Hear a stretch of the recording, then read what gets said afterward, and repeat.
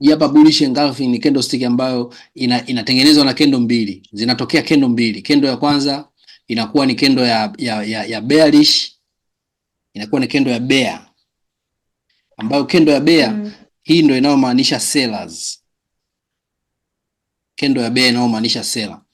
Inaanza inakuwa ndio hiyo, alafu inafuatiwa na kendo ya pili inakuwa ni ya bull kendo. Ambayo kendo ya bull ndio inamaanisha buyer. Hivi kuna bull candle na bear candle. Hii formation ikitokea kwenye soko inatambulika kama bullish engulfing. Ikitokea hii formation tunaitambua kama bullish engulfing. Lakini sawa, jina sio issue. Issue ni kwamba unatakiwa tu kuelewa kwamba ikitokea candlestick ya inayomaanisha seller ikiwa ndogo, alafu ikafuata candlestick inayomaanisha buyer ikiwa kubwa zaidi ya ile ya candlestick iliyopita ambayo ni ya seller. Na hii ni paka iwe ziwe zimeshafunga, sio kwamba hii iwe bado inatembea. Ikiwa bado inatembea maana yake hujui ni wapi inaweza kafungia chini ikaharibu maana. Kwa hiyo lazima iwe imeshafunga, imefunga ndio unaanza unaitafsiri sasa kwa ujumla wake kwamba inamaanisha nini. Kwa hiyo ikifunga kama hivi, zote hizo kendo mbili zikifunga zikiwa hivi, lakini kendo ya kwanza ikiwa ni inamaanisha seller kama hivi, alafu inafuatiwa na kendo ya pili inayomaanisha buyer, ni unainterpret unaitafsiri kwa namna ya kawaida tu kwamba seller walikuwepo katika level ya kawaida, lakini buyer wamekuja wameingia wamekuwa wengi zaidi ya seller. Unaona, sasa inawezekana kwa sababu hizi candlestick tuliona kwamba jana nilikugusia tunazitafsiri kwa kuzichanganya pamoja na time frame. Kwa hiyo nikasema kwamba kwenye time frame, kama ukiwa kwenye time frame ya daily time frame, maana yake kila siku moja candlestick moja inamaanisha siku moja. Ukiwa kwenye time frame ya 4 hour, maana yake kila candlestick moja inamaanisha masaa 4. Hivyo inaenda hadi kwenye 5 minutes. Ukiwa kwenye time frame ya dakika 5, kila candlestick moja imebeba matokeo yaliyotokea ndani ya dakika 5. Kwa hiyo maana yake ni kwamba unapokuwa unatafsiri kichwani wewe hili tukio, maana yake unalitafsiri kwa namna rahisi tu kwamba hawa seller walikuwa wachache hapa, alafu wamefuata baya wamekuwa wengi, maana yake baya wamewazidi seller. Ndio hivyo, ndo jinsi unavyotafsiri kwa urahisi tu, usipate hata shida kwamba baya wamewazidi seller.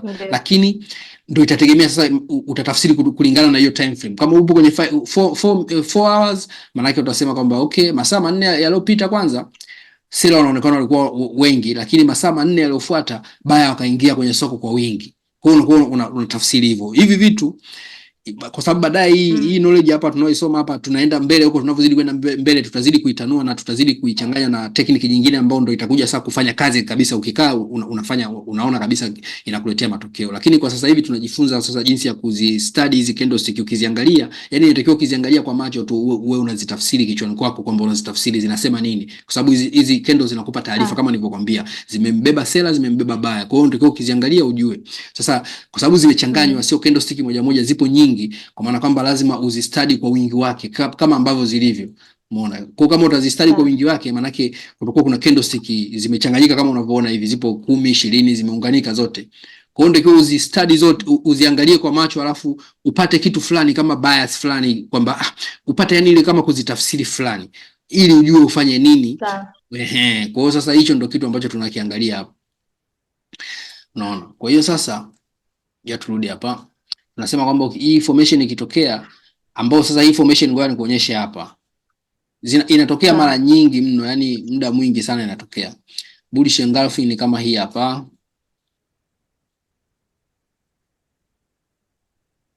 Hii hapa hii. Na hiyo na hii nayo highlight hapa. Ndio. Hiyo ndio bullish engulfing, ndio nilikuwa nakuelezea hapa. Sawa. Bullish engulfing kwa maana kwamba yani ni bullish engulfing. Bullish imewazidi, imewaengulf. Kumuengulf mtu ni kama kumzidi. Unaona? Kwa bullish imewaengulf seller. Unaona hii ndio iliyopita, hii ilikuwa ni ya seller. Unaona hii ni time frame ya 5 minutes, ni time frame ya dakika 5. Kwa maana yake hapa ndani ya dakika 5 zilizopita seller wanaonekana walikuwepo, lakini dakika 5 zilizofuata buyer wanaonekana wamekuja wamewazidi seller, wamekuwa wengi sana. Kwa hiyo unapata kitu fulani kichwani kwamba okay, buyer wanaonekana wamekuwa na nguvu, wamewazidi seller. Kwa hiyo inawezekana soko wakaendelea kuliteka, wakaendelea na vitu kama hivyo. Yani lakini huu ni mwanzo tu wa strategy. Mwanzoni kabisa mwa kuanza kuitengeneza strategy. Unaona? Ndio kama hiyo nilikuwa nakwambia, na utaipata mara nyingi tu. Utaona nyingine tena hii hapa. Hii hapa na yenyewe ni bullish engulfing. Yaani mara nyingi sana inatokea. Hii hapa pia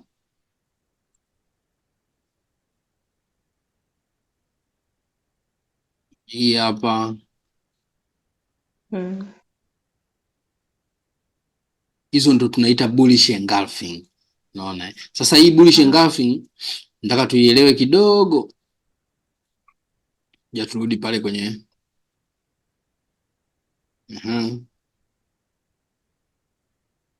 bullish engulfing. Kuna kitu inatafsiri ambacho unatakiwa ukielewe. Kitu ambacho inakitafsiri ni kwamba sela wamezidiwa na baya au baya wamewazidi sela kwa time frame ambayo utakuwa wewe umechagua kuiweka. Baya wamewazidi sela. Lakini hii bullish engulfing waga ni tunasema kwamba waga ni signal ya kupanda bei, kwa sababu baya wakiwazidi sela maana yake ni nini? Maana yake si kwamba baya wamekuwa wengi kwenye soko, kwa sababu huu ni mchezo wa baya wakiwa wengi, maana yake wanaonunua wamekuwa wengi. Wanaonunua wakiwa wengi lazima wanatengeneza demand, bei inapanda, inakuwa juu, kwa sababu watu wanaonunua ni wengi, wananunua kila bei, wanaenda wananunua, bei lazima ipande juu. Kwa hiyo baya wakiwa wengi maana yake waga ni signal. Bullish engulfing waga ni kama signal, pattern signal, kwa sababu hizi ni pattern, candlestick ni pattern, hivyo vibox ni kama pattern. Kwa hiyo hii ni kama signal kwamba baya wameingia kwa nguvu kwenye soko na wanaonekana wanalipush soko na wanawezekana wakalipandisha bei ikapanda juu zaidi. Lakini sasa hii signal hii hapo, kuna kitu cha muhimu sana cha kukielewa, ni kwamba ili iwe valid lazima tuikute itokee kwenye downtrend, na ndio maana nikaanza jana kukuelekeza kuhusiana na zile trending market pamoja na ranging market, ili uelewe trending, soko linalo trend na soko ambalo lina downtrend. Unaona? Kwa hiyo bullish engulfing inakuwa valid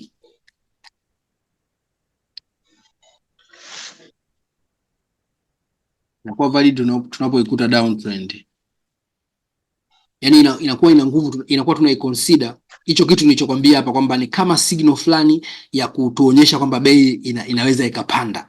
Unaona? Ni kama signal ya kutuonyesha kwamba bei inaweza ikapanda. Lakini ili hiyo tuiamini hiyo signal yenyewe, au tuone kwamba hii signal yenyewe inaweza tukaifuata, ni kwamba lazima hii hapa engulfing, bullish engulfing itokee kwenye downtrend. Lazima tuikute itokee kwenye downtrend. Kwenye downtrend kwa maana gani? Kwenye downtrend kwa maana kwamba bei lazima iwe imeshuka sana, imeshuka, ipo chini. Umeona? Inawezekana iwe ni bei ya chini, imefika kwenye bei ya chini kama bei ya chini ya jana, au ipo kwenye bei ya chini ambayo ilikuwa ni bei ya chini ya wiki nzima. Unaona? Kwa hiyo ikishuka hadi ikafika bei ya chini, alafu ikatokea hiyo formation, ukaona seller wamekuwa wachache kidogo, alafu buyer wameingia wamekuwa wengi, ndio maana hii bullish engulfing. Unaona? Kwa sababu itakavyokuwa bei ilikuwa inashuka chini kwa kiasi kikubwa, maana yake lazima ilikuwa inashuka, makendo yalikuwa makubwa ya seller, yalikuwa yanakuwa makubwa.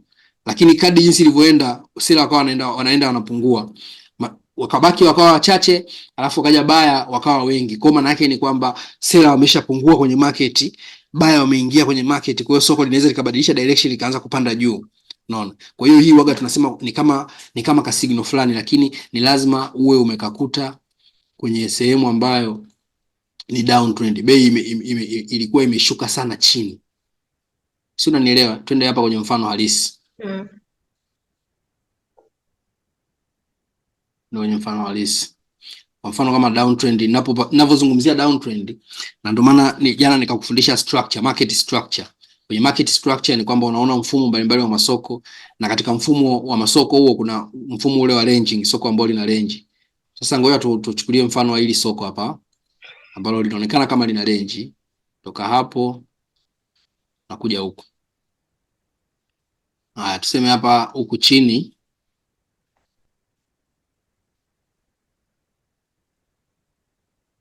ndo support na huku juu ndo resistance level. Sasa tunaposema kwamba lazima ili iwe valid hiyo candlestick, hiyo formation, ili iwe na nguvu, ili uichukulie maanani, ni lazima ukute kwenye downtrend chini. Kwenye downtrend wenyewe ndo huku maeneo ya chini haya. Kwa hili soko kama likiwa ndo lipo maeneo haya, lipo kama hivi, lina range kama namna hii, maana yake downtrend yake ni huku chini. uptrend yake ni huku juu. Unaona? Au hii ni kwa kesi ya soko ambalo lina range, lakini kwa soko ambalo lina trend ni rahisi tu kwamba soko ambalo lina trend maana yake huku ndo uptrend juu lilipofika huko. Kwa hiyo soko ambalo lina trend kuelekea juu, huku ndo uptrend lakini ngoja tutafute soko ambalo lina trend kuelekea chini ili tuipate downtrend. Kwa mfano ndio tuone soko ambalo lilipanda juu sana afu likaja likashuka.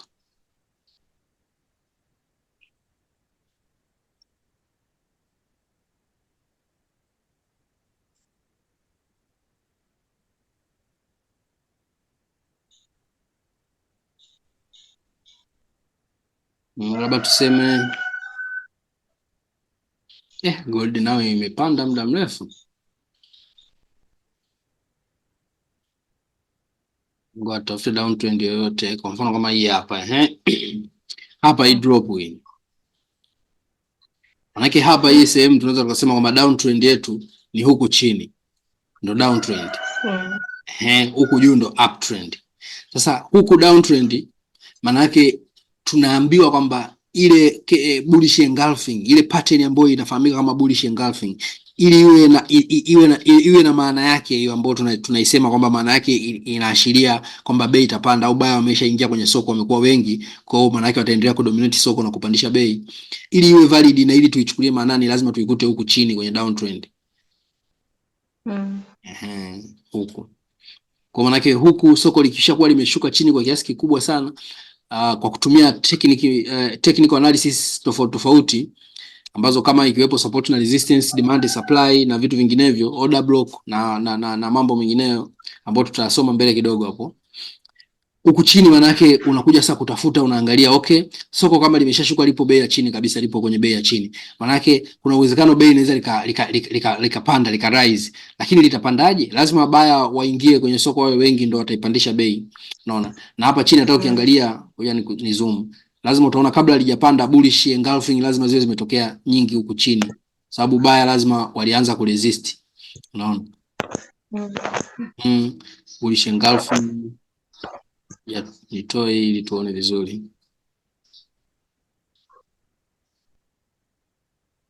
Unaweza kuona bullish engulfing zipo nyingi sana.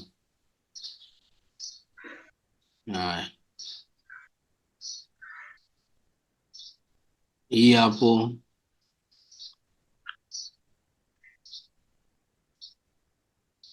naona hii ni bullish engulfing. Hii yani zipo nyingi sana ambazo zimetokea, manake baya walikuwa wanabisha sana, walikuwa wanabisha kwenye ile level, wanataka kuipandisha bei. Kwenye huku kote huku walikuwa wanabisha. Umeona? Wamebisha wamekuja kufanikiwa kuipandishia hapa. Naona hapa ndo waliingia aggressive kwa wingi kabisa. Naona hii hapa nyingine hii. Hapa. Hiyo nayo ni bullish engulfing hiyo. Naona hapo wakaingia kwa wingi. Haya, ikaonyesha kabisa kwamba baya wameshakuwa wengi, hawataki masiara, wakaendelea.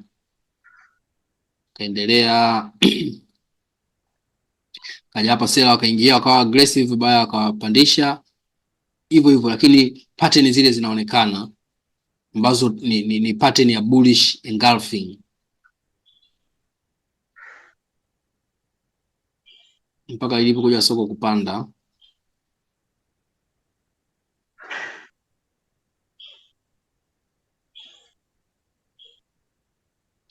Kwa hiyo ndo hivyo, nadhani utakuwa umeupata picha ya bullish engulfing jinsi inavyokuwa. Ndio.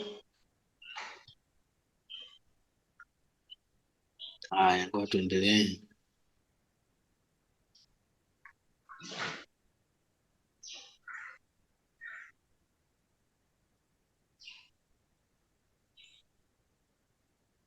Sasa ukiacha hiyo bullish engulfing, kuna pattern nyingine ambayo ni kinyume chake cha hii bullish engulfing.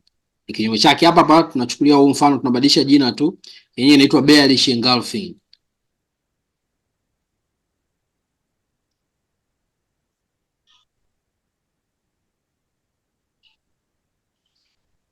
Ina scratch. Naam.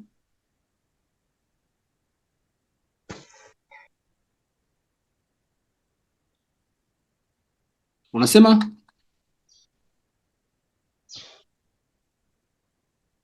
Halo, unanisikia? Halo? Halo?